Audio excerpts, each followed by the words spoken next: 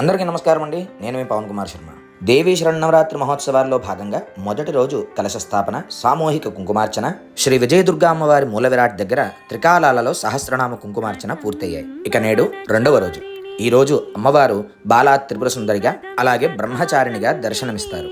పర్వతరాజు కుమార్తెగా శైలిపుత్రిగా జన్మించిన అమ్మవారు ఈరోజు పరమేశ్వరుణ్ణి ప్రసన్నం చేసుకోవడానికి బ్రహ్మచారిణిగా, అంటే తపశ్చారిణిగా, ఒక చేతిలో జపమాల, ఇంకొక చేతిలో కమండలం ధరించి దర్శనమిస్తారు. ఈ రోజు మనందరం భక్తి శ్రద్ధలతో జపించాల్సిన నామం ఓం బ్రహ్మచారిణ్యే నమః. ప్రతి సంవత్సరం శ్రీ విజయదుర్గా దేవాలయంలో బాలా త్రిపుర సుందరి అలంకారాన్ని సున్నితమైనటువంటి పుష్పాలతో చేస్తూ వచ్చేవాళ్ళు. కానీ ఈ సంవత్సరం ప్రత్యేక అలంకారాన్ని చేయడం జరిగింది. ఈ అలంకారంలో అమ్మవారు ఎలా కనిపిస్తున్నారు? మీ అభిప్రాయాన్ని కమెంట్ బాక్స్లో చెప్పడం మర్చిపోవద్దు. అమ్మ దర్శనాన్ని మీరు మాత్రమే చేసుకోవడం కాకుండా అందరికీ షేర్ చేసి వాళ్ళని కూడా తరింపజేయండి.